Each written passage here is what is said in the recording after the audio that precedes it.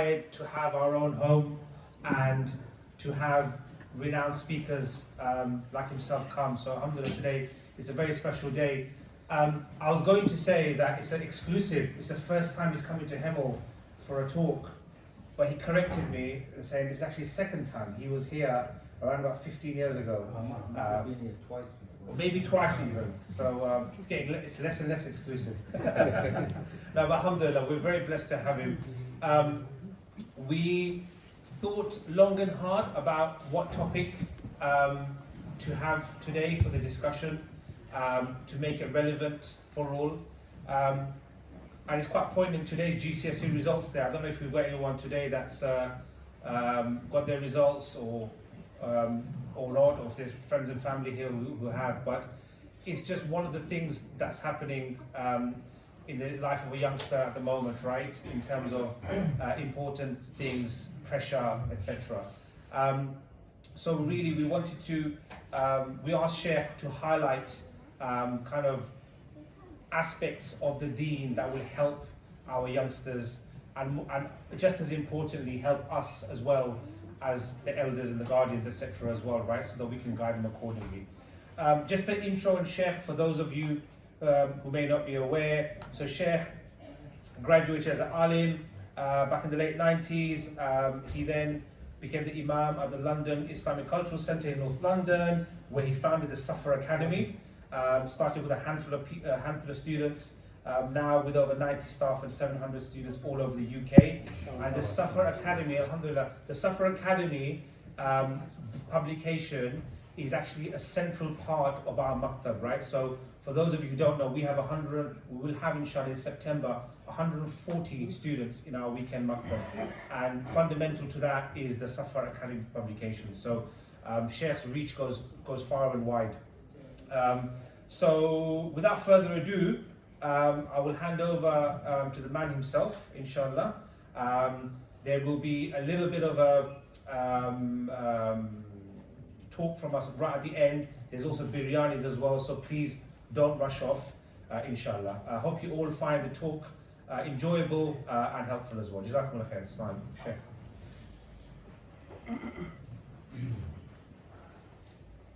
Oh, the sides.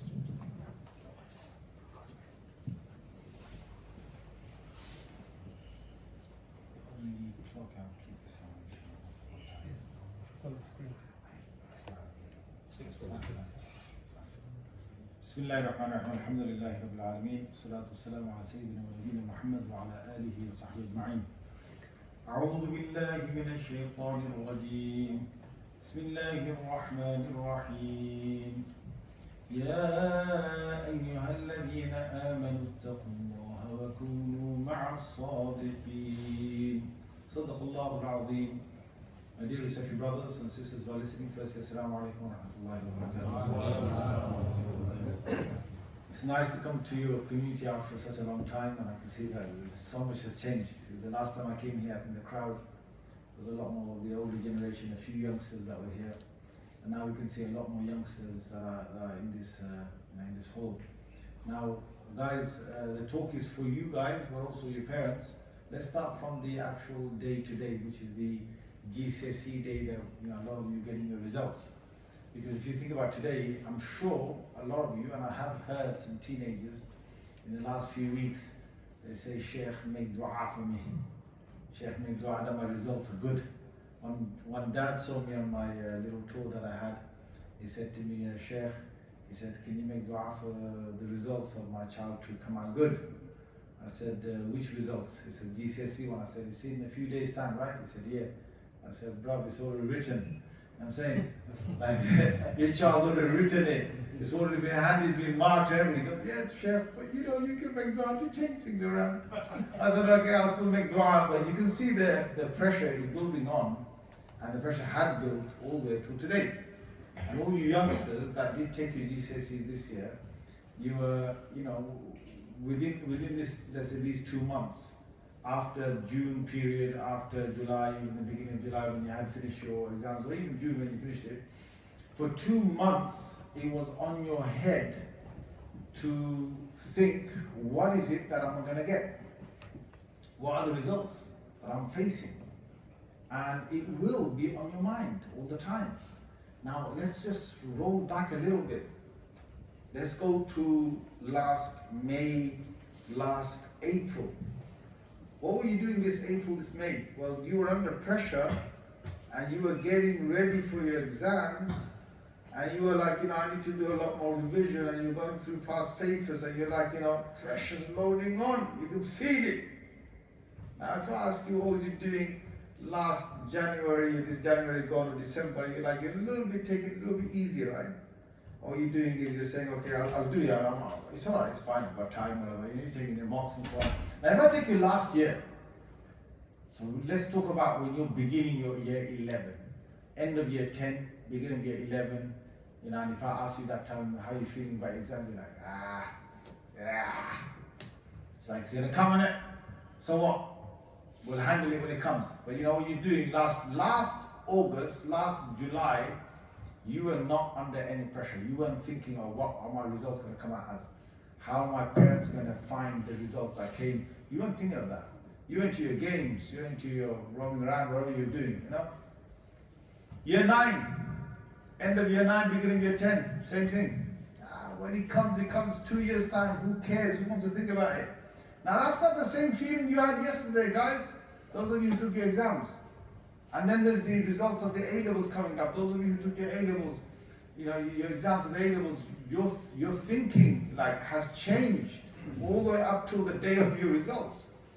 And when you get your results, you kind of start thinking, you start saying to yourself, well, you know what, I could have done better. This is the thing. So today's results, that whatever you've got as results, all of you who opened those papers and you saw your results there, now all those times you spent to yourself, all those days you're mucking around, you're not playing, you're not really studying, you're with your friends, all those things come to your mind.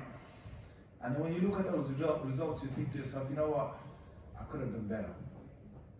Or I should have done better. And then you come home with those results, and then your parents are saying, hey, what have you done over there? I didn't expect you to. Hey, then you come up with your excuses, right?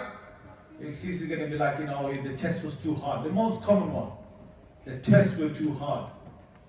They did something different this year with the tests. It's not the same. Everyone was saying it was too hard. That's what they do. Yeah. I also, I did my best. You did your best. We know how much you did your best. Yeah, staying awake, playing those games, going around with friends, not taking things seriously, not putting your effort into it. And when the pressure builds up, then you see something different. Now, why am I talking about your exams right now? The reason is because, look, in life, every year, every couple of years, you're going to come from one of these moments where things change, where even the way you're thinking changes. I'm just going to ask one of the brothers over here just to keep the area, everything. If you just come right inside, there's plenty of space over there. And whoever comes in, just tell them, inshallah, to move, inshallah, right towards the inside the hall. Now, every year, every 2 years, every couple of years, you always get something like this coming along. It could be a job interview later on. It could be, you going to college, university. Now, why am I saying this to you? Is because you think about it, the exams of this world are to do with over here. The exams there's only one exam we have for the next world. And we're all in that exam hall right now. We're not talking about this hall, we're talking about the dunya. This dunya, this world, is the exam hall or the exam area for the next world. And you only get one shot to get it right. There's no 2 shots to get it right. And most of us in this world right now, when we're thinking about the next world, what do? We put it on snooze mode. The way you were in year 9, the way you were in year 10, and the way you were thinking at that time that exams are in 2 years' time, they're in 3 years' time, I can take it easy right now. Many of us are taking it easy with the afterlife exam. The thing about the exam of the next world is, we don't know when the test of this world is over. That's the crucial thing. Like if somebody has said to us, you're guaranteed to live 70 years of a life. You're guaranteed to live 70 years of a life. That's different. You can then say, okay, I'm going to muck around for 40 years of my life, or 35 years of my life. And next 35 years I'll become Mr. Religious Man, Miss Religious Woman. I can become that. But you're not guaranteed that. Any moment, anyone can pop out. And everyone's test paper in this world is different. With that, I want to say to you guys, don't compare yourselves with anybody else. Your parents are different from every other parents that are out there. Your parents are very different from every other parents that are out there. Your life is very different from every other life that is out there. The things that Allah gives you, even your character, your build is different from everybody else. Your mind thinks different from everyone else. You have to understand that this is your test and this is my test. Don't compare yourself to anybody else in terms of their test. If you've ended up without a father, don't say, well, I've got it tough. No, I'm sorry. You might not have a father, but that's your test. If you've ended up, your mother's not around you, that's your test. If you haven't got parents, your test. If you've got a health issue, that's your test. Allah gives somebody else a different test. Allah will give one person a health issue, He'll give another person, a parent to someone or something, someone in their life is gone. He'll do something. There'll be something in everyone's life. There is a test, and we're all going through this. And if you feel to yourself that, you know what, I've got it tough because I'm not so lucky as so and so. I'm not so fortunate as so and so. That's your problem. It's the way you're thinking. It's actually your problem. You shouldn't think like that. Because Allah Azza wa Jalla has given you certain advantages over others, and He's given others advantages over you. So just take it as it is. We don't choose how Allah deals His gifts upon me and you. Those things we don't choose. But whatever you're dealt with, you have to now go through your exam.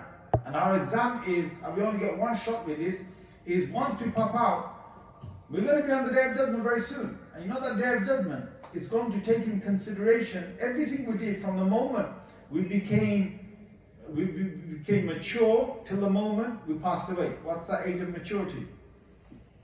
For girls, it starts about 11 years of age when they have their cycles. For boys, it starts around the same time, 11 or 12, when they start having certain nocturnal dreams, and then they become mature. And that's the age that the Jews have put it. You're mature now, which means from that age onwards, everything that you do, every single speech that I have, every word that I utter, everywhere my eyes go, they look, everything that I listen to, every person I talk to, what I talk about, every single place that I went to and everything I touched with my hands and everything I dealt with, everything is recorded, and that's going to be presented to me on the Day of Judgment. That's my exam. My exam is running 24/7, your exam is running 24/7. If you've been feeling the pressure about what's happening right now, you know what's going to happen? Because we don't even know when we're going to pop out. At least with June exam, you know that August is your results. The thing about the Akhirah and about the next world is, the exam is running for everyone right now. Lights are going to be switched out any moment for any one of us, and that's the end of our exams. You never get to come back to this place to do the exam. Now let me tell you about your GCSEs. If some of you have mocked your GCSEs up today, and you get in a real hard time at home, it's not still over yet. You're still in a good place. Because you can say, you know what, I'm going to repeat my GCSEs. People can repeat their A-levels. People can repeat a year. People can take a gap year, come back, and start studying again. It's not the end. But no one can repeat the exam of this world once Malakul Maut, the angel of death, comes. No one can come back to this place again. One chance, you get it right, you get it right, you get it wrong, you get it wrong. And that's why it's the most serious exam, and the most serious thing that we're heading for in life is this whole exam that we're preparing for right now. And my friends, look, we've got a lot that is around us. Allah Azza wa Jalla has given us friends. But does it mean that friends that we have, friends are going to be those that take me away from what's important to me? Let's just go back with the example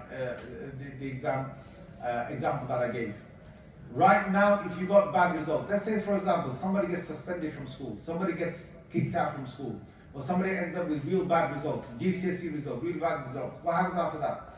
Well, then now you're going to have to go to college. Most of your friends are not going to probably follow you from school into college because they've probably got different exam results. So they're going to go to a different college, you go to a different college. And that's exactly what we've got to think about for the next world. Where I end up depends what I'm doing today. That's where I'm going to end up. So if I want to end up in Jannah, in paradise, I've got to do actions that are of paradise. And if I am going to end up in, may Allah forbid and may Allah forgive us, if we end up in hellfire, then whatever we're doing today is ending us up in hellfire. And that's something we have to take on board. It's me. Now, if I come on the day of judgment, I can come with a number of excuses. The way you came with excuses about failing your exams or not doing so well. So you can say the exam was hard. You can't say that on the day of judgment. You can't say to Allah, Allah, you know the test that you put me, and you put me in this area where I had all this peer pressure and all these friends that are calling me to do all this stuff, and I did it, look, it was really tough. I couldn't, no, you can't say that.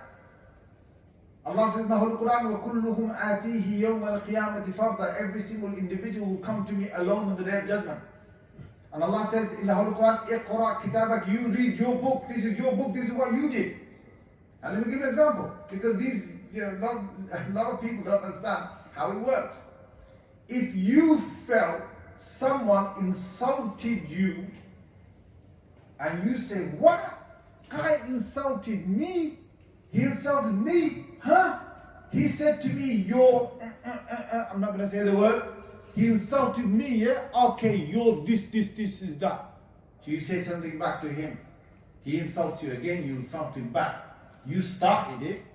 You insult me, you started it. You're the guy who started. So therefore you're gonna get told, you're gonna hear me coming back to you. Now look, if somebody has started insulting me, just because they started it doesn't mean in any way that I have to carry on. If I insult them back, him starting to insult me was his sin. But when I replied back with an insult, it's my sin. That's my sin. When he gave me his second insult, he gets his second, saying of the akhirah, big penalty in the akhirah. When I insult him a second time, it's my thing that I did. I chose to do that. On the day of judgment, I get up and I say, oh Allah, he insulted me first. He's the one that did that to me always. He's to blame. Why am I taking all of this? Allah says, okay, your answer and your reply was your reply. You chose to do that. That's yours. It's on your record. You could have chose not to do it. You could have chose not to have that kind of reply. But you chose to give that kind of reply. That's yours. Now you deal with it. This is your book on the day of judgment. You said it. Your angels wrote it. It's come into your record. And it's here on the day of judgment. It's yours. You have to pay the price that whatever for whatever you did in the world beforehand. Now, next, I want you to understand this. If this is the case of us saying bad words to one another, what about if somebody prompts me to do something bad in this world? My friend is lying. My friend has a double life. My friend is getting away with it. So my friend makes me say, hey, yo, you wanna come and join me? No, come on, man, just do it. It's all right. Just do it, Don't think about it. I don't think about Nike, yeah? Just do it. La hawla, just do it. Don't think about it. They have these adverts for this. Honestly, they say, I think there was an advert, I think in Sainsbury's or something. They had this advert about be nice to yourself or be good to yourself. And it's always written on all the sweet pie, things that they have, right? So they have like these I think pies and other things. And be good to yourself. There's cakes. So they have a nice cake, and next to the cake, be good to yourself. La hawla wa la quwwata. That's like shaitan speaking to you, bro. Be good to yourself. Okay, fine. You want to have a bit of sweet, yeah, but you can't even sing that. Be good to yourself, and it's always the sweet stuff. You can't carry eating sweet stuff in your life and not expect to have any health problems, right? Yes, you're going to be good to yourself, but don't be foolish in falling into those things. Just do it. Doesn't mean just do it. Everyone's doing it. Let's just do it. This is the thing that everyone, a lot of people say, your mic is cutting off, and every time I make a movement, have you got a different mic, or you want to carry on with this? I have to now move it high. If you've got a different one, it's probably good. I can raise one in my hand. I don't mind that. You give me one in the hand. If you just take it off, just give me the hand. It'll be easier. Maybe the one at the back. This one working? This one is working. Okay, that's fine. Just take this one off. I'll be better with this. Just take this one off. If you take this one back. Is that okay? Is that better? Let me try that. Is that better? This is better. This is not better. Thank you. Okay, so now imagine, right? What was the last thing I said, man? Just do Just do it. That's it. Let's just do it. Right? The thing is, youngsters, what they think is, they get influenced by how many other people are doing it. And if they see that so many guys are doing it, then it becomes the norm. What the Quran tells us is, وَلَا تُطِعْ أَكْثَرَ مَنْ فِي الْأَرْضِ. Don't follow majority of the people on the earth. يُضِلُّكَ عَنْ سَبِيلِ اللَّهِ. They will lead you astray from the pathway of Allah. Think about it. There are about 1.6, 1.8 or a billion Muslims on the earth. There are about 8 billion people on the earth. The majority of the people on the earth are Muslims or not Muslims, tell me? Non-Muslims. So Allah said in the Holy Quran, He said, don't follow majority of the people. Then Allah says in the Holy Quran, وَلَكِنَّ أَكْثَرَ النَّاسِ لَا يَعْقِلُونَ. Allah said, look, this is the Quran. ذَلِكَ فَضْلُ اللَّهِ. This is the bounty of mine I gave to people. وَلَكِنَّ أَكْثَرَ النَّاسِ لَا يَعْقِلُونَ. But most people don't see it as that. Most people don't feel that this is a bounty that I've given to them.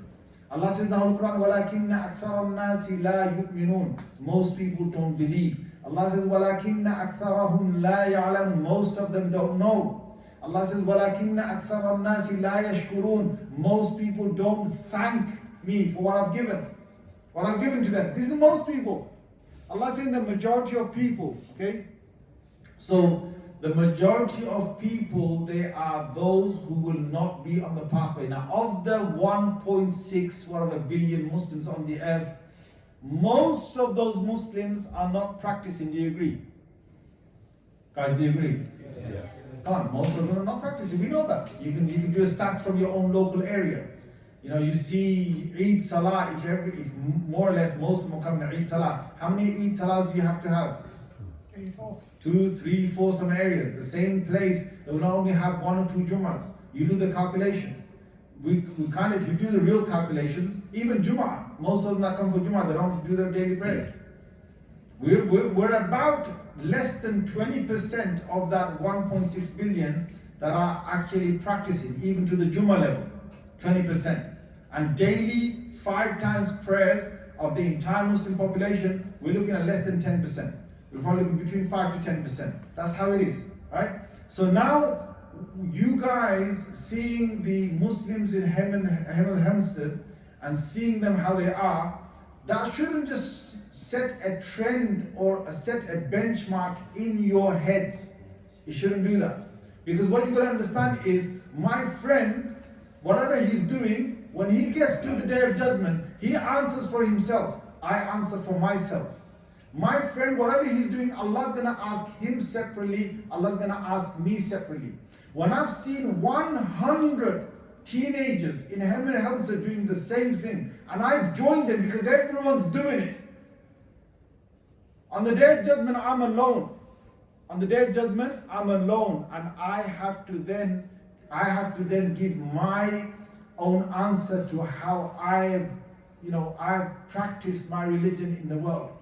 Now look, there's a lot of things that teenagers will get up to, and teenagers have got hot blood. You guys have got hot blood.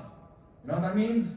That means you guys think that you can do a lot of stuff out there, and you can get away with it. And all of us, when we were young as well, when we were young at a certain point in life, when you're a teenager, you kind of think that you know the world. You kind of think that you're ahead of everyone else.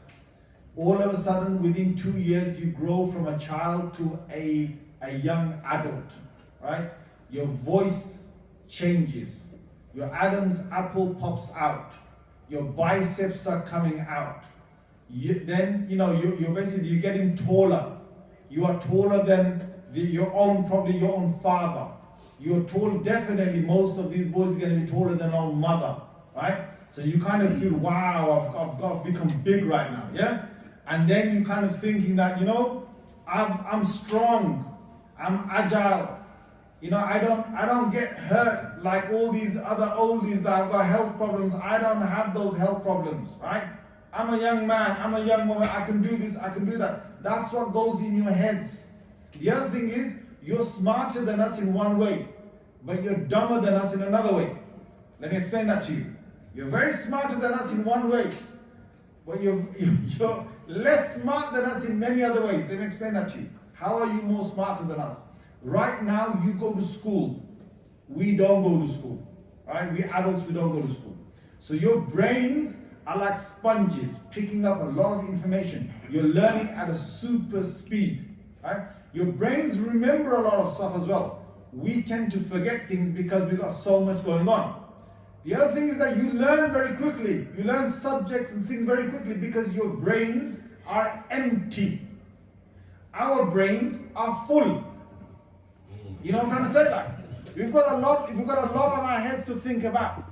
And we've got a lot to, we've got the whole bills to pay, we've got our family politics, we've got the social politics in our area, we've got a lot of things to do, we've got a whole history of 40 years, 50 years you've spent on this earth. There's a lot going on in these heads. Your heads are clean. There's a clean slate. So you kind of think that, I'm learning so fast. Now if I give a smartphone into your hands, you're going to do like a whiz kid. You'll be running like a whiz kid. You give me that smartphone in my hand or one of these hands, and we're like, how do you do this? Then we hand it back over to you. We say to you, go on, you do it for me. And you kind of think that you're smarter than us because you wear around those techie things, right? Because it's your day and age of that techie stuff. We haven't got time to spend all day with the phone in our hands and whiz through it and become a whiz kid. You understand? This is because you've got time for it and you understand these things really fast. Now, there you go. You're smarter than us in that. But where are you not smarter than us? You're not smarter than us in most things in life. In fact, you don't know what life is yet. Some of you are like, no, I know what life is. I know what life is. I can do it all myself. Well, go on then. Go on. If you're smarter than us, I tell you the day you're smarter than us. The day you're smarter than us, the day you've equaled us, is the day you go out, go and get your own job, keep that job, get a rented apartment from that job, pay all the bills in that rented apartment from your job, right? Sustain your job, keep it going for years and years, cook for yourself, clean for yourself, do your own things for yourself. That's the day I'm going to say to you, welcome to the adult world. Most of you, you think you're so smart here because you're so good at the phone. My dad didn't know this word, yeah? My dad didn't know this word, yeah? Yeah. Because you're on a certain level. You're always talking to these youngsters. And we're not in that world. We're not there talking to you in that world. So you're coming to us with, certain, you come with certain lingos and things that you picked up in the playground and you picked up in school and whatever, and you kind of think that we're behind. No, we're not behind. I tell you why we're not behind. Because look, we've gone through that age that you've gone through, and now we're actually at the age where we're buying our own houses, or we've bought our houses, right? We've done that, all of that. You've still got a long way to go to climb all of that. Now, you know what?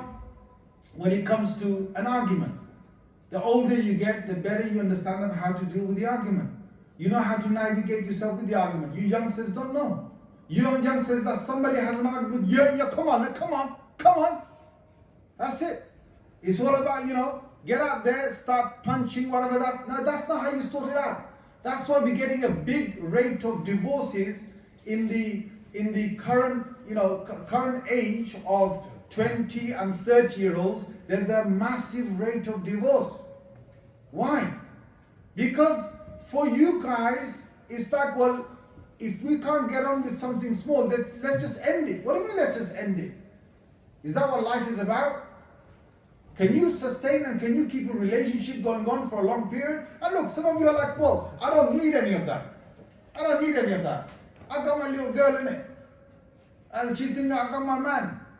You guys are fooling yourselves because you have these relationships that go on, and you think that, with the relationship with the opposite gender, it's all going good, in it? Because I just see her when I want, we hang around, whatever, and then after that, everything's good. Look, I'm happy. Why do I need to go ahead and, keep this relationship going for long and get married or whatever? No, you're making a big mistake. The big mistake first you're failing your exam of the next world. If you're in zina, if you're in the line of zina, if you're in the line where you are committing zina, then already you've made yourself a huge mess for the akhirah. What is that? That is that Rasulullah sallallahu alaihi wasallam has told us that he saw a dream, and in that dream he saw naked men and naked women. This is a hadith of Bukhari. Naked men and naked women, they are being tossed by fire. The fire is inside the pot, not underneath the pot. And they're being tossed very high up, they're screaming, and they're being tossed right back into the pot. And Rasulullah sallallahu alaihi wasallam later inquired with Jibreel alayhi salam. He said, what is this that I saw? And Jibreel alayhi salam said, all the followers of your ummah, those of them that have committed zina and they've committed adultery, that is their destination in the afterlife. That is basically the punishment that they will receive in the next life. Now look, already you're making yourself a minus in the next world. Already you're creating your own punishment in the next world. But when you're creating a relationship in this world, what are you doing? Let me explain to you what you're doing.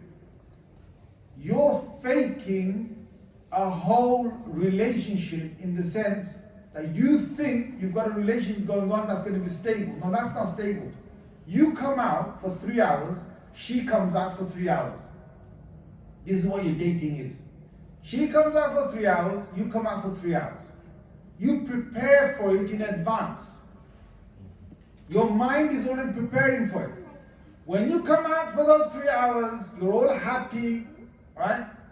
You've all, you've put all this whatever polish on your faces and I don't know what else, right? Make yourself look like I'm wearing the designer gear and I'm coming out. And you go out, you enjoy those 3 hours as if the world is beneath you and you've conquered the world.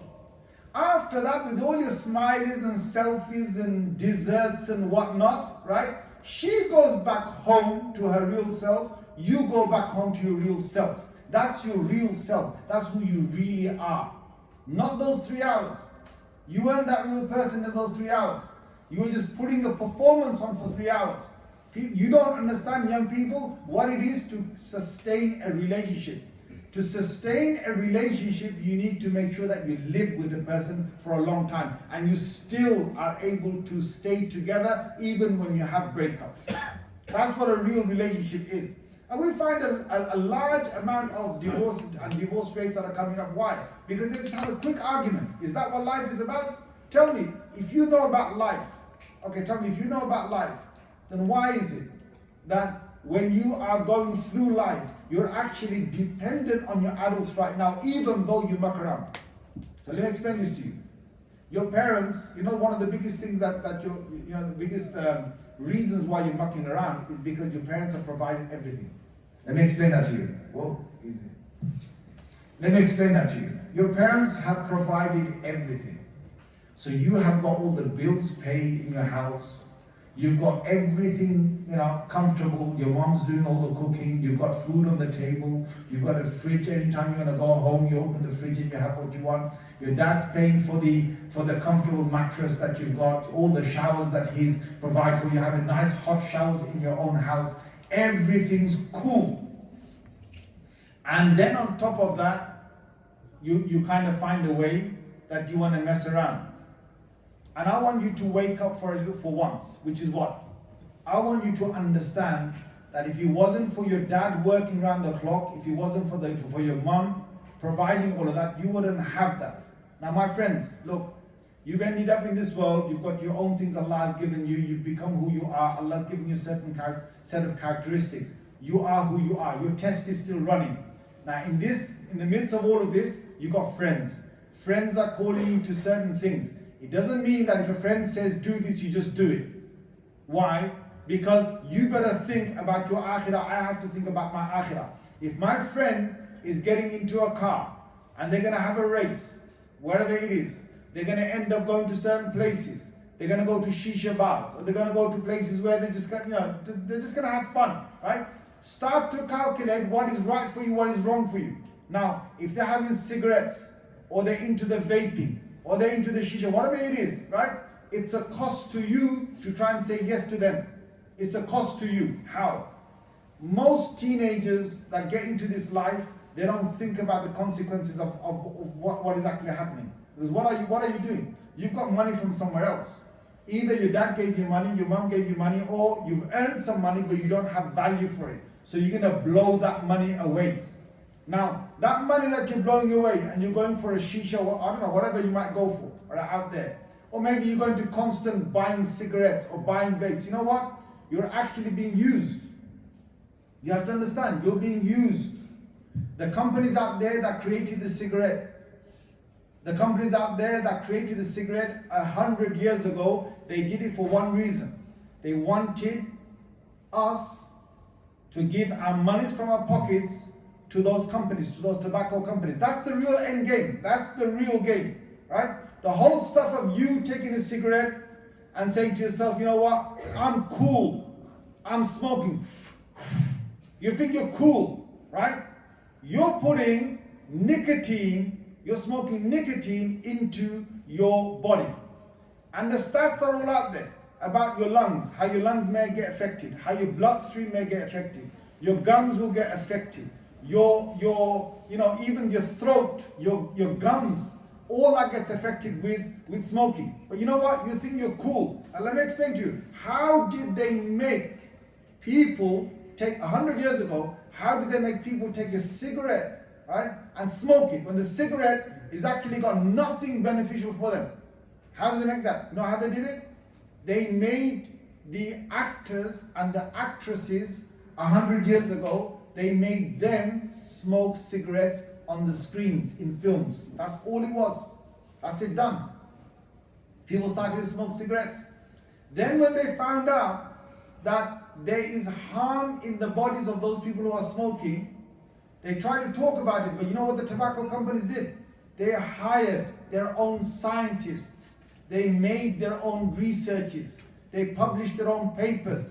And then they put them together arguing with one another. And they continued to sell the tobacco, people smoking, while the government's laws were still siding with the tobacco companies. Why? Because the governments were making a lot of money on the taxes they got from the tobacco companies.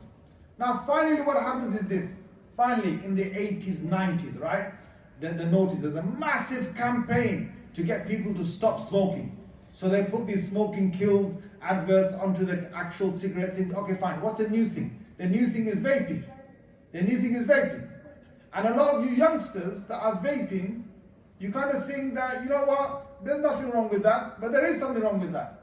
End of the day, when you get addicted to vaping, you're still paying the monies to those companies. And do you know that 6 of the largest tobacco companies of yesterday are the owners of most of the vaping companies today? They're doing the same thing again. And what they're going to do? They're going to try and put something inside there that's addictive. They're going to have to find something that's addictive. Their main thing is, they don't care about you, they want your monies. And in most of the things you teens are doing, right? You got to understand what is really going on. Where am I? What am I doing? Why am I doing this? And what's really going on? You better wake up. You know, somebody told me this is kind of great. Somebody told me they said, you know, they got this question, right? So they said to Shaykh, how is it that people are gonna follow Dajjal when Dajjal has got kafara written on his forehead, which means kufr, is disbelief, written on his forehead? How will someone follow him after that?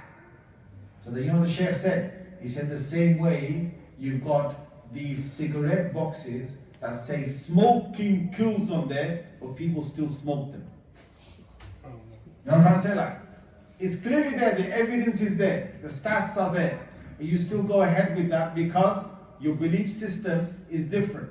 Now I want to ask you youngsters, okay, you've got a bit of entertainment that is going on, you've got a few games and so on, but does it mean that you play games till you're actually damaging your careers ahead? You play games and you're addicted to it so that, you know, you don't want to have any restrictions in your house. You don't want your parents to stop you from playing these games, right? Whatever games it is, I don't know, whatever it might be. I think these days, the biggest one going out there is like Call of Duty, whatever it is that's going out there. It's like, that's it. This game, I've got to be on that, I've got to play, I'm going to become the master of this game with all your friends, your headsets on your around your ears, and you're talking to all your friends and you're having a fun time. But what's that last thing that happens when you switch that PlayStation or when you switch the Xbox off? What's the last thing? Nothing. What did you achieve? Jack. What did you get? Jack hole. What did you get? A few coins or a few trophies or a few this, right? Can you show me them? Yeah, I need to switch my computer on. What did you actually get? Nothing. Nothing. All your FIFA games. All those, look at Fortnite. Fortnite is like dying right now. You know, just a few years ago, Fortnite was a craze. Fortnite was a craze. And you tell me, all those kids that played Fortnite, what did they get after playing all those games of Fortnite? What did they actually achieve in life? Nothing. It's the truth, nothing. It's just that you learn how to be smart in holding a joystick in your hand, a joystick, and being able to switch from one button to another button in a split second. That's all you're good at. The man you watch, the young boy you watch him, yeah, he's on Fortnite, he's on COD, whatever. You know what they're doing? They're basically getting a gun, right? They go, hey, he's trying the corner, duck, got him, yeah. Now they're going through this minefield. They're basically going out there, you know, climbing mountains. They're now jumping off cliffs, right? They've got parachutes. They've got planes that drop them off. They're on high, tall buildings. They are breaking doors. They're going into, you know, these buildings and finding stuff, right? They're building, wow, the guy's building a whole fortress for himself out of wood that is collected, right? And you tell the kid, hey, get a loaf of bread from the corner shop. Huh? Get a loaf from the corner shop. What are you telling me? What are you telling him to go? A kid doesn't want to get a loaf of bread from the corner shop because that's tiring. Oh my God, I've got to go. I've got to get all my shoes. I've got to go get my coat and go outside. It might be raining as well. Yeah? Go all the way to the corner shop. Go and find that loaf of bread. Bring it back home. That's boring, isn't it? You tell me you know about life and you can't get a loaf of bread when you're jumping off tall buildings? You're like a person who's conquered the world out there on a game, and you think that's life? Well, that's Jack. To me, that's Jack. What's life? Life is not on a machine. Life is not in a machine. Life is not in these games that you're at. Nothing is what? This social media. You got all this social media, and the kids are like, their life has become social media. What you don't understand is, my friends, there's a whole set of people out there making a lot of money because we are on social media. Let me tell you how it works. Because if you think that, no, I'm not buying anything, I never bought anything on social media, so I don't know what he's talking about. If you think that is the case, let me explain to you how it works. Because a lot of us don't understand what the real end game is there. What's really happening out there. These social media companies, they're getting paid billions and billions of dollars with advertising money, right? Those advertising companies are paying billions and billions of dollars. Why? Because somewhere someone has to sit there and show that, you know what, it's worth me paying this money. How does it work? When me and you sit on social media, we're on there for 1 hour, 2 hours, 3 hours, whatever, and we're flicking through the videos, and you're flicking through the photos and whatever it is, right? You're staying on there. Now and again, they give you an advert. Even if you flick the advert away, that advert popped out at you. Sometimes you have to sit there for 7 seconds to watch part of the video till you swipe it away. Sometimes you have to sit there for 30 seconds and you have to sit there, watch the advert before you can play the next game or before you can flick through to the next video. Sometimes it's a few seconds, but nonetheless, you had to sit there and you saw it. You know what happens? After so many billions of people across the world that are watching that advert, there are going to be certain sales that will come through for those companies. And they're happy. They're paying your social media companies. They're paying Facebook, they're paying Twitter, they're paying TikTok, they're paying Instagram, they're paying Snapchat, they're paying YouTube, they're paying all this money. What for? Because they want to hook us onto social media. If me and you, if the social media companies can't make me and you stay on there for hours and hours, if they don't make a way of me staying on there for hours and hours, if they can't show that data to the advertising companies that we've got trillions of people across the world, or let's just say trillions of users that have come for trillions of hours or whatever, okay, it's maybe billions of people, but trillions of hours, right, across the world. If they can't show that data, then they're not getting the money from the advertising companies. Now, what do these social media companies do? They want to make us addicted to stay there and sit at the phone with with all those social media accounts that are going on. Now, how do they do it? They've worked it out. The moment you get onto social media, the first one was this. The first algorithms work like this. They watched what you looked at. If you looked at a certain video, and you spend a few seconds on it, it could be football. If it's football and you stayed on the video, most likely, and they know your age group is like you're a teenager, they know most likely you've got to be a boy more than a girl, because most boys are football. Okay, the next thing they'll show you maybe an MMA or a UFC quick clip of a UFC clip. They'll see if you're interested in it. If you stay on there for more than 3 seconds, they know you showed some interest in there. So now your age range goes up to the high end of teenage, or you'll go into the low end of 20s, or in your 20s you have to be that, or maybe up to your 30s because you watch that. They're going to randomly show you a prank, and they're going to see how you react to that, because they know these are the most high things that most youngsters are into, right? Show you a prank and see what you do, how many seconds you stay on there. Now they're working out your age group. They're working out who you are, and they're going to give you the same videos again, and they're going to show you the addicted ones people have seen in terms of these sports, in terms of these fights, in terms of these pranks, and so on and so forth. Now, TikTok changed all of that. TikTok found a new algorithm. It created a new algorithm, which is what? You looked at the first couple of videos, 2-3 videos. TikTok's algorithm worked out which video you stayed on between 3 to 7 seconds. That's it, between 3 to 7 seconds. Then you know what they did? They worked out that you were a 16-year-old. They worked out you were a 16-year-old. And they've got data from 16-year-olds across the entire globe that use TikTok. And what they then did is, based on all these other 16-year-olds that saw the same 3 videos that you saw, what's the next 50 videos that most 16-year-olds liked? The highest ratio of liked videos for those 16-year-olds, they made that your 4th video, your 5th video. Now you're super addicted. You don't know how these things appear on your For You page, yeah, For You page. They appear and you can look at that and you think, wow, I've got to see this, I've got to see this, I've got to see this. And you keep on seeing it, you keep on watching it, you keep on flicking through the videos. You know what? They've made you addicted on that. What happens after that? The least that happens after that is I'm losing my time for my exam in this world, for the akhirah. I'm losing all that time. That's the least that is happening, is the least damage.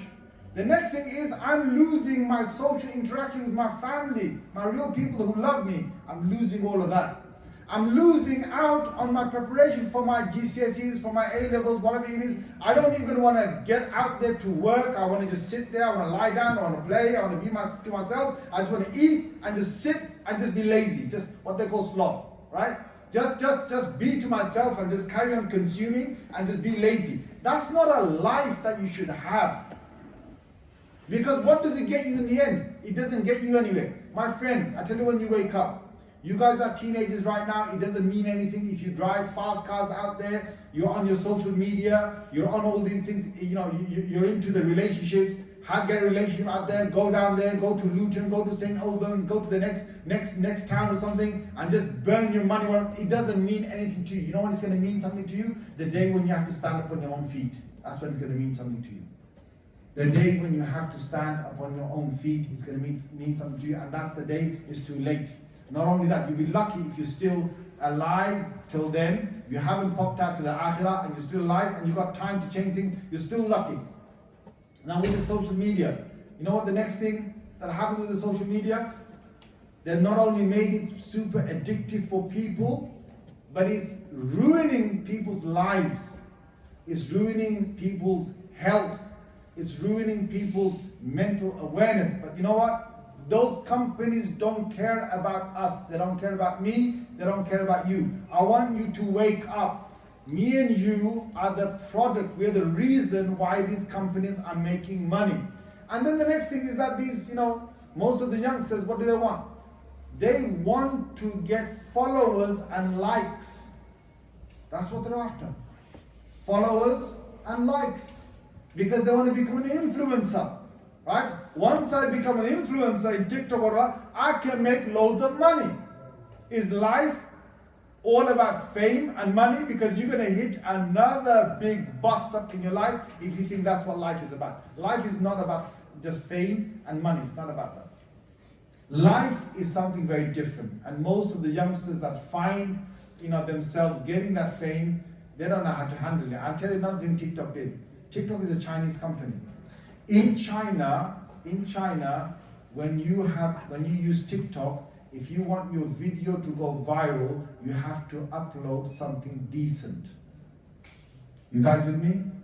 So something everybody will like, the society will like, adults will appreciate. In China, your posts on TikTok will only go viral if it's something upright, decent, something most people appreciate. China's enemy is the West. So what TikTok did is it made the videos in the West. Whenever you upload a video in America, Canada, UK, and in the Western regions, if you're uploading a video of TikTok, it will only go viral if it's stupid. Dumb. Like honestly, it's silly. It's like, what? Some guy eating more pizzas than his stomach can take.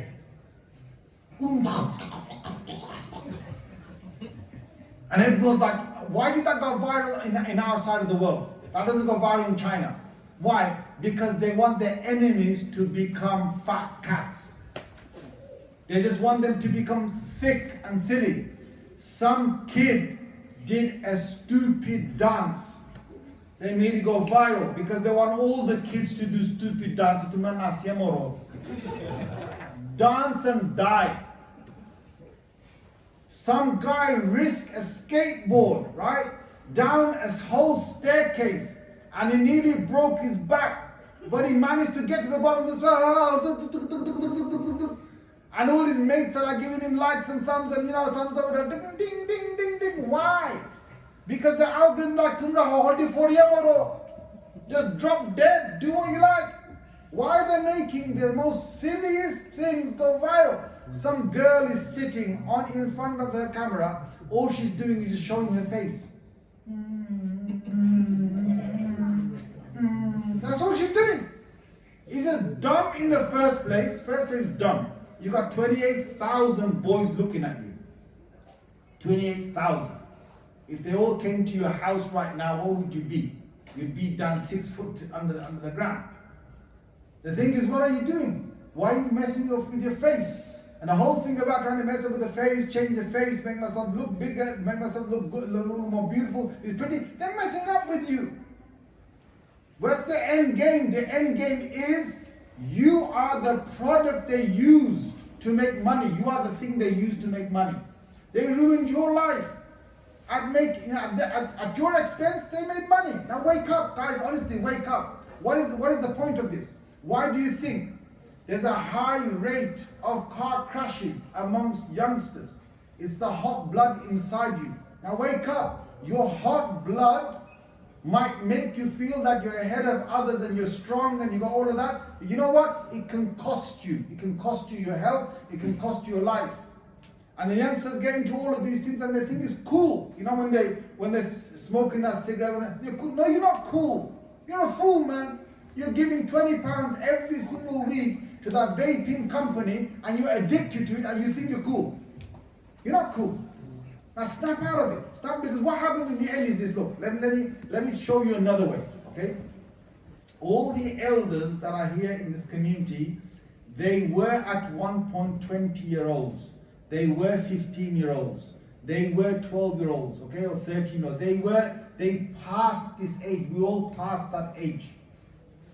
Why is it that the 40-year-olds and the 30-year-olds or even the 50-year-olds, they don't act the same way as the 20-year-olds and the 15-year-olds? Why? It's not because they're boring. It's because they've gone through life and they gained something which you don't have, which is experience.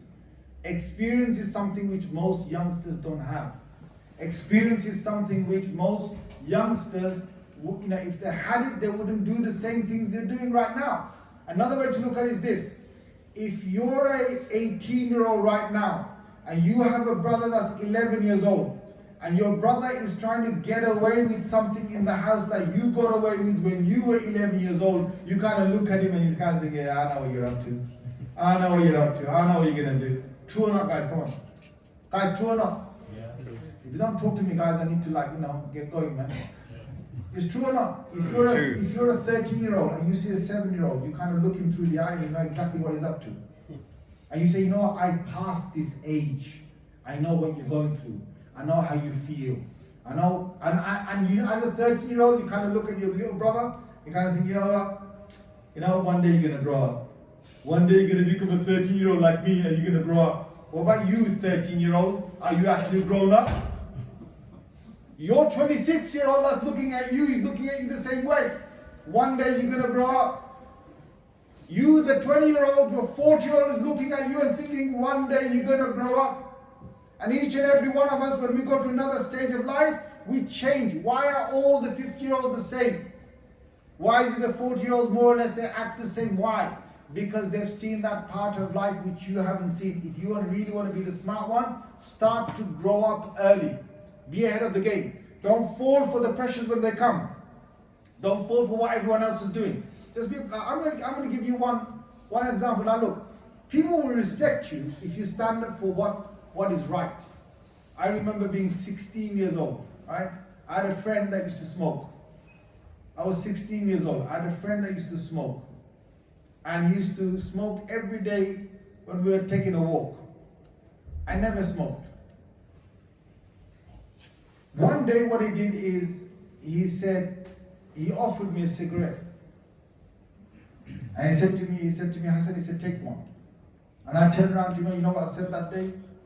I said, if you offer me another cigarette again, just once more, I'll never be friends with you again. I was really dead serious. He said, why not? I said, you smoke, man, you're into this. You want me to actually become like you and start smoking? I said, no.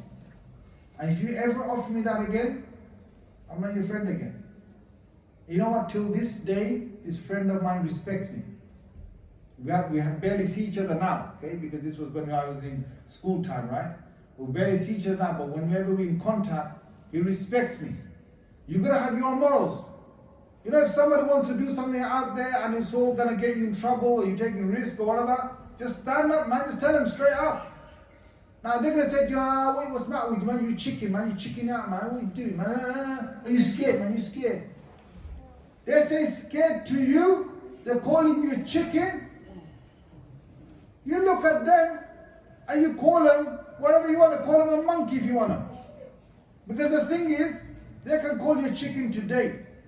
But don't forget, my friends, the akhirah is ahead of all of us. And my time is ticking right now. What I'm doing right now is being written by my angels. And I'm going to face Allah on the day of judgment. And no one's going to call each other a chicken on that day except the one who did sin. The one who actually sinned. So now, don't fall into this. Actually, I'm actually saying this to a lot of teenagers. If you want to be the smart one, if you are the tough one, if you're the brave one, then you should be brave enough to tell your peers, tell your friends, you know what, I'm not going to do it. I'm going to do what's right. What's right for me, what's right for my future. What's right for all of us, I'm going to do that. Stick with the people of truth. I'll tell you one thing. If you want to change your life, start changing your friends. The kind of friends you hang around with, that's the kind of person you're going to become. Most people, this is the truth. Even adults, you change your friends, you change your life. If you have decent friends around you, you're going to follow them and you're going to do decent things. How does it work? Well, Rasulullah sallallahu alaihi wasallam told us in a hadith. He said the example of good friends and the example of a bad friend, he said, is like the one who sells perfume and the one who's a blacksmith. So let's break this down. The Prophet ﷺ said, if a person stays with a perfume seller all day you stick around with the perfume seller, one of three things are going to happen to you. Number one, either he will give you perfume or you will buy perfume off him. Or the third thing is, you will smell of perfume by the time you've come home at the end of the day. True or not, guys? Right? Because you with a perfume seller, it's got perfume coming all day out. You know, when you go to a bakhur shop, right, and the bakhur smoke is all out there, wow. You stay there for a little while, your clothes are smelling of bakhur. Okay? Then he said, the example of a bad friend, and now look, blacksmiths, they're completely working in a halal industry. Rasulullah sallallahu alaihi wasallam only gave this example just to make us understand one thing, which is what? A blacksmith, in those days, they used to work with fire. They used to heat the iron or the metal with fire, and then they used to bend it. For them to do that, they had something called a bellow. They used to pump the air into the fire to give it an intense heat. If you're sitting with him all day, Rasulullah sallallahu alaihi wasallam said, either your clothes are going to burn or you're going to be smelling by the end of the day. It's like if you work in a garage, okay? If you work in a garage, you need to come home and you need to have a shower. In a garage, you're working with cars. Your hands are dirty all day. You're working with all the mechanics and the oils and so on. You have to come home, you have to have a shower. Otherwise you spend, nothing wrong with the profession. Prophet ﷺ is only going to give an example that whoever you hang around with, that's going to come on you. So if you change your set of friends, you will find that your life will take a different turning. And I'm asking all of you that, look, start questioning yourself. What am I doing? Who are my friends? And what am I on? You know one thing that I did, and I want to share this with you. Because I know what these media companies are doing, I don't actually swipe with all these social medias. I don't swipe. Because they will give you such addictive things to look at, you will waste your time, and on top of that, there are haram things that they will show you. This is the other thing that is really dangerous. If you end up watching things with your eyes that are haram, you have to pay for it in the akhirah. There's a price to pay. It doesn't come without a price. Every sin will end up with a bill in the akhirah which you have to pay. And the bill is going to be good deeds gone away, bad deeds taken on you, or hellfire and punishment. That's what it is. May Allah protect all of us. Say Ameen. Ameen. Every good deed brings about a fruitful thing in the next world, where it's going to be pleasure, where it's going to be happiness, where it's going to be, us being with our family members and our loved ones in Jannah, inshallah, bi'idhnillah. Now, like I said to you, that example that I gave about the exams, You know, our hearts are going to be beating the moment that we see and we know that it's my time to leave this earth. Imagine on the day of judgment how I'm going to feel when I come up to Allah Azza wa Jal, because I can't do anything. I can't go back and delete anything. You can't delete anything. And you think about this, right? Let me say to you in a different way. Do you realize what's important today is not important tomorrow? And there's a principle of Islam, if you follow that, you will always remain ahead of your time. Allah Azza wa Jal said, وَلِلَّهِ عَاقِبَةُ الْأُمُورِ. For Allah is the final. Allah Azza wa Jal, He owns the final thing of everything that's happening. The end thing belongs to Allah. What does that mean? That means if you're smart enough, whatever you're doing, you look at where it's leading to, what's the end thing, what's the end result. As I said to you, if I hang around with friends right now, and they make me do things that I'm not supposed to do, Islamically, then in the end, I pay for it. The end thing is I'm paying for it with punishment. I'm paying for it by losing something in this life, or damaging my health, or damaging my own career, or my future. That's what I'm doing. That's the end result. Just because of a bit of fun and games that I have. If I give up the relationship that is haram, imagine somebody has a haram relationship and you give it up. What's the end thing you're going to get?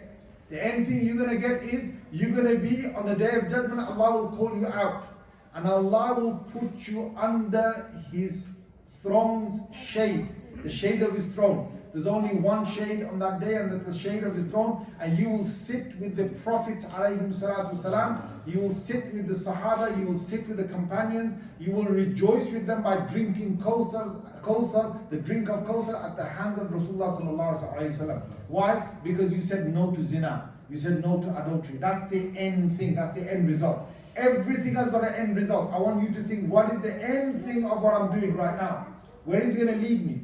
Where is it going to put me? In this world and in the next world. If you can put that in your mind, if you can put that in your head, then in the end you will realize that, you know what? You will end up doing only those things that benefit you, and not those things that are going to make you become a person that's just wasted out there and hasn't got anything as a result from it. I want you to understand, guys, look, we're in this country and we've got a lot of gifts from Allah Azza wa Jalla in this country. But one of the reasons why our youngsters are messing around so much is because they've got so many gifts of Allah that are there. That's the reason why. We've got too many comforts in this.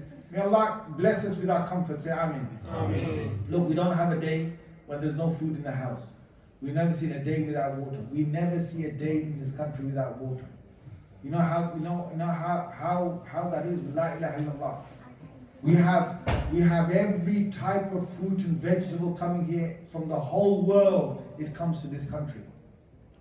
You know how much of a gift that is, without us even having to, make an effort for that. It's there. We have clothes. We have so many clothes.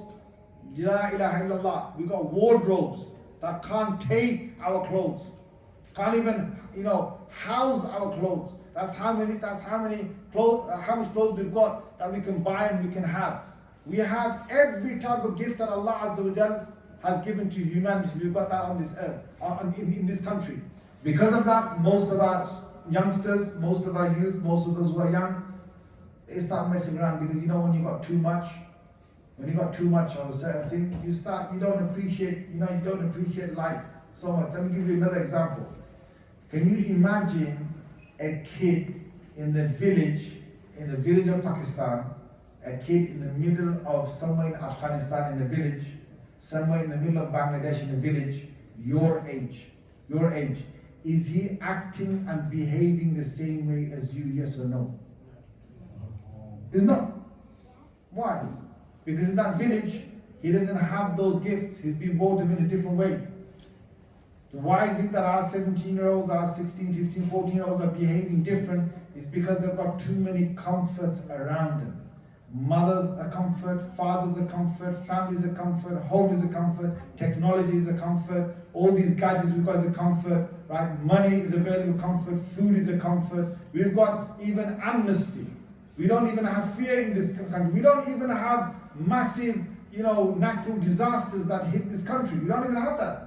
Alhamdulillah, everyone say Alhamdulillah. The place where we are, you might have a few things that are down, but look how many comforts Allah has given us. How many comforts? Other places in the world, they've got wildfires out there in the summer, they've got avalanches, they've got storms, they've got earthquakes, they've got so many things that are happening out there that ruin the entire country. Alhamdulillah, we don't have that here. We might just about get a flood or something now and again, even then 2-3 days is all gone, right? You just have to buy the property in the right place. You don't get a flood in this country. Now, my friends, we've got a very comfortable life. The only thing now is I need to and you need to focus on my main thing, which is why am I here? I'm here for the akhirah. Allah is watching me every single day. My angels are writing every single day. My imtihan and my exam is running. I'm going to be accountable for everything I've done right now. When I come up on the day of judgment, my whole life will change again. And that life is going to be a life where either I go to Jannah, or may Allah forgive, I go to Jahannam. And Jahannam is a real place. My friends, no father, no mother, no brother, no one will save you once we go to the next world. No one's going to save us. It's a real world. It's a world where we're going to all head for. And if you're thinking, well, now, I don't know about this. This world is the big world, right? Think about this. Just think about this for 1 minute. We were in our mother's wombs, yes or no? Yes. Yes, some of you have never said yes, maybe you're in doubt. Maybe you were born out of those machines that created you, right? We were all in our mother's wombs, yes or no? Yes. Yes. When you're in your mother's womb, imagine the woman that has got a fetus in her womb. Imagine you were to go to that fetus and say to that fetus, oh fetus, listen to me. I want to say to you, right? I want to say to you, you know what? Your life's going to change completely. And the fetus is like, what? What are you talking about? And I say, you know what? You're here in a stomach, in a womb. You're here in another person's body. That person will like, what are you talking about? So when you're here and you're being fed without you having to feed yourself. But there's going to be a day when you're going to come out of here. And that day, you're going to have to, slowly when you grow up, you're going to have to feed yourself. There's going to be color, there's going to be light, there's going to be so many things out there. You're going to have to clothe myself. You're going to have to sit exams, you're going to have to go through education, you have to go make friends, and you have to live a life. And this and that. What are you talking about, man? I'm comfortable as I'm here. There's no such other life that's going to happen. I am here where I am. This is it. And your focus is just the womb. One day you come out of the womb and then what? Life changes, my friend. You start crying first thing. And after that we all grew up, right? Now this is our womb right now, the new womb we're in. You got comfortable with the world. You think nothing's going to ever change. No. Your dad's going to die one day. Your mom's going to die. All your household people are going to die. You're going to die. And that's an absolute fact. You can tell me every other thing might be a lie out there, but the one fact is you're dying one day and I'm dying one day. And once that happens, we go to a new womb. You know what that is? That is a grave. And from there we are reborn again into the akhirah. We come to another world, and that's our permanent world. And by the time you get to that, the way you were in the womb, I could have told you so many stories about the world. You would have said, what? That's a reality so far. But then in the end, you end up in that reality right now. You're in that reality right now. We're going to be in either Illiyin or Sijjin after we die. The abode of the good souls or the abode of the bad souls. We're heading for that. We're all heading for that. Once Malakul Maut, angel of death, comes to me, I'm gone. My body's dead. My soul lives on. And the same thing with you. And we stay there until the day of judgment. When the day of judgment comes, guess what? My own family members don't know me. فَلَا أَنْسَابَ بَيْنَهُمْ يَوْمَئِذٍ وَلَا يَتَسَاءَلُونَ. There's no relationships on the day of judgment. No mother will call her son, son. No son will call her mother, mother. No. They know that was my dad. That was my mom. But today there's no relationship on the day of judgment. It's all man for himself, woman for herself. That's how it's going to be. And whatever I did over here, every single act, every single second of my life was recorded. And now that's going to be my final destination. I never can come back here to change what I did, but I'm heading right into either, may Allah protect, either Jahannam, or it's going to be right into Jannah, it's going to be paradise. One of the other two. You don't get another place to go to. May Allah Azza wa Jal give us, keep us on the right track. Allah Azza wa Jal keep us protected. I want to ask you very short. I want everyone to stay where you are. I'm going to have, because we've got Maghrib in about 12 minutes, okay, so no one leave please. And I'm going to ask you for a quick Q&A, and then Brother Ikram is going to come to the front and he's going to say a few words.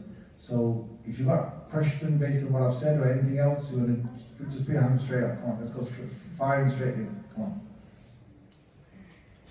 Any question? Yes? Shaykh, what were you like as a teen? Can you just repeat the question for the sister as well? What were you like as a teen? What was I like? You get very personal, bro. Yeah. I was very lucky that my father sent me to a boarding school at the age of 14. So I stayed in a boarding school for 9 years. Different boarding schools. 3 different boarding schools for 9 years. And I stayed away, Alhamdulillah, because of those boarding schools, Islamic boarding schools.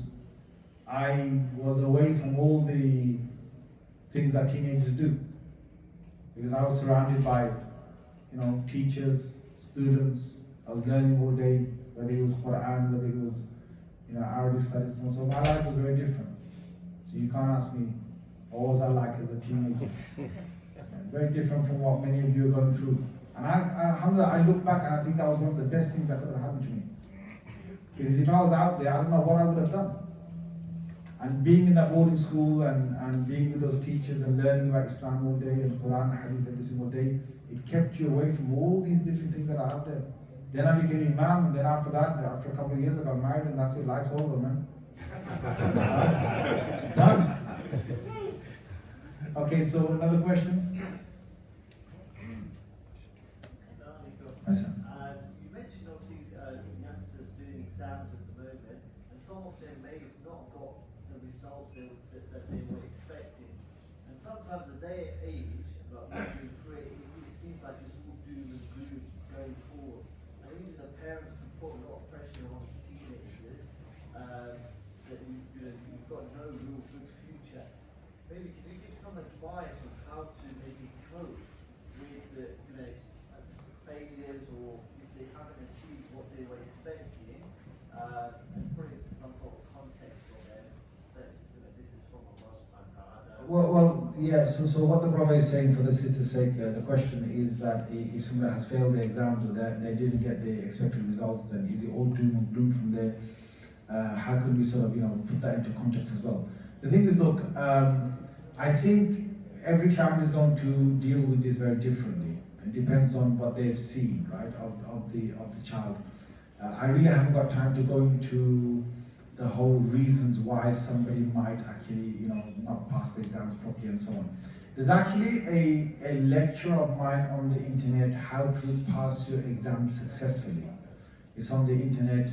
You can use it for GCSEs, you can use it for any exams you've got. There's a lot of du'as and things that are with that. And the thing that I want to say is, look, when you say, is it Allah's qadr, Allah's, fate that I ended up with these results? Well, the way we have to look at it is that, yes, everything is Allah's fate, but I make my choices in this world to reach my fate, right? I get to my fate because of choices that I made. So some families, they might want to look at a child and say, you know what, we saw you just messing around and just totally not putting your focus in your exams. I mean, they've got a right to have a bit of a go at their child and getting prepped up for the next exam or retake the exams. But some families, if they think that their child has done their best and they still never got the results they wanted, I think that's where we need to be understanding. We need to, because every house is going to be different, every child is going to be different, every situation is going to be different. I think people, especially parents, they have to accommodate for all those different situations. Yes? Shaykh, I find a lot of parents, during exam times and stuff, they let their kids sleep through Fajr and stuff. Now he needs to be well rested and stuff like that. Message out to those parents. Yeah, so brother said a very good thing for the sister's sake, and repeat it, which is some parents, they on the exam time, let my kid rest, let him not even pray Fajr, he needs a good sleep throughout the night, and then he can go and work. You just messed everything up, man. If that's your mentality, that you're going to make your kid miss Fajr and let him sleep through the whole of Fajr so that he can have a good exam the next day, you've messed everything up. Why? Because our whole thing about the exam is we've got tawakkul on Allah, we depend on Allah. right? Those 2 rakats, or those 4 rakats you're going to pray in the morning, 2 rakats sunnah, 2 rakats farz. The hadith says, فَهُوَ فِي ذِمَّةِ اللَّهِ, the person is in the protection of Allah throughout the day. If you've got anything that's going to boost you to pass your exams, it's going to be the fajr that you prayed early in the morning. That's more important than your whole night of revision. Because Allah can open your mind and make you start thinking of the answers, the correct answers you should give in the exam. And Allah can do that without you even, putting so much effort into it. So, Jazakumullah khair for that. I think really, when it comes not just for exams, I think there are certain parents who actually will make sure the kids are going on school on time, but they won't wake up for Fajr. I mean, where are your priorities, man? There are certain parents, tuition time, 2 hours, Maghrib Salah, bang in the middle. Maghrib is going, they don't care. Tuition is more important. Let that finish first and then they can do it. No, that's not the right attitude to have. Okay? I think we've got just one more question. I've got a question from the sisters. Yeah, one question, and then you can come to front. How do you deal with a situation when parents themselves don't action themselves, don't follow the Islamic advice, but only follow culture? Oh, you're opening a can of worms. Allow that one. No, that's good. I think that could be a title for the next bayan. The thing is, it is true. We all have to take in consideration what is Islam or what is culture, because some teenagers, even I got put off when I was young, when I used to see my parents, my elders, my community do certain things, and they preach to you in one way and they do something different. And you kind of think, well, is this Islam? You question it. So for example, we're supposed to cover the awrah, right? So if you know the awrah, which is, that the woman, she should cover everything except for her hands and feet and face, right? When it comes to the general public, when it comes to people out there.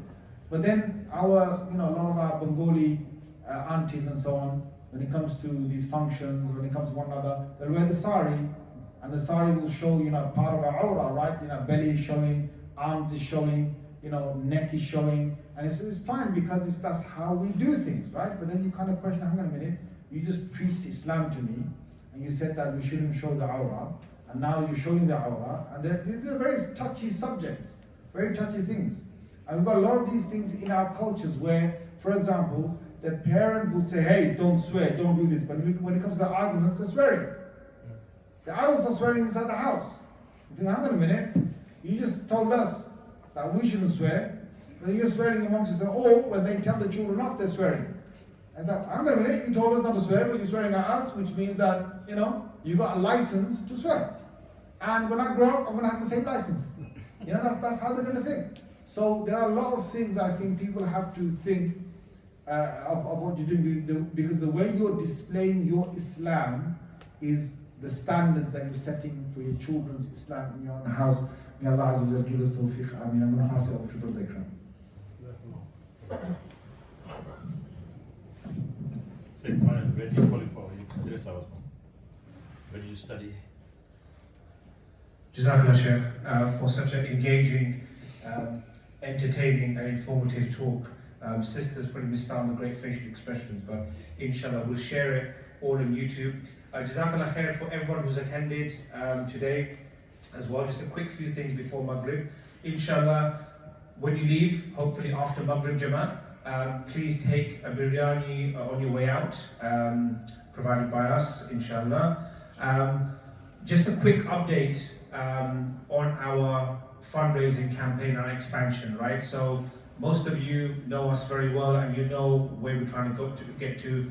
Shaykh came 15 years ago, whenever it was, in a little community hall. He's come back. This time we're in our own home. Inshallah, the next time he comes back, we want to go for the next level, right? So, inshallah. So, in terms of the project, Alhamdulillah, since last Ramadan 2022, we've raised over £100,000, right? Alhamdulillah. Most of that has gone towards the debt repayment. We are now focusing our efforts on getting the relevant permissions to understand what we can do with this building. So inshallah, we're going forward with that, but we obviously need your support. So there's a couple of ways we need your support. The first is your moral support, right? So inshallah, with the video of the Shaykh's speech, we're also going to release another video tomorrow, which is our new fundraising campaign video, right? It's quite long, but we try to really tell the story of what we're trying to do here. What we need you all to do when you get that video is, we need you to share that, right? We need to share that with all your friends and family, okay? We want you to share it and we want you to tell them why this place is important. Tell them you come here for your salah. Tell them you come here, you send your kids here for their maktab, right? Tell them you come here for your get-togethers. Tell them about all the good things that this place means so that they've got incentive, inshallah, to support us and to donate, inshallah. So that's really, really important. We need you to do that, okay? The next thing we need your help with is, as Shaykh says, the monies, okay? So look, we always feel quite shy of reaching out and asking for donations, but when we have a gathering like this, it would remiss of us to give up the opportunity. So inshallah, we will request that when you leave today, you make a donation, inshallah, right? Whether it's £1, whether it's 100, whether it's 1,000, cash, card, whatever it is, please make a donation on your way out. And when you make a donation, please don't think, what's the minimum I can give today? What's the least I should give? I got £1, I'll give that, right? We'll take that, alhamdulillah, but we need to start switching our mindset to be, what's the maximum I can give, right? This is a home I'm helping build, right? A house of Allah, to make it bigger, to make it better. My kids are gonna come here, right? I'm gonna come here for my salah, right? So, inshallah, if we have that mentality, we will raise the money easy, inshallah. We have over 300 people, 350 people that come for Jummah, right? We have 100-ish that come for each Jummah, right?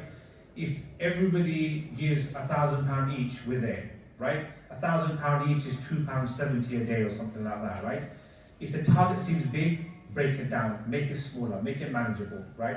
If you can give a little bit now and a little bit later, do that, right?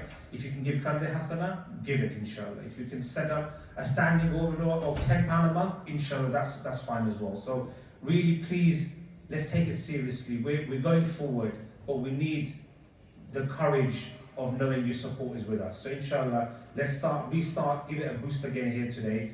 Please make a donation on your way out. We encourage everyone to stay for Maghrib. We'll take a quick break, give you time to freshen up, do wudu, and inshallah we'll then do Maghrib and finish up then. Jazakumullah khair again everyone, thanks for coming, and inshallah we'll speak to you soon. Assalamu alaikum.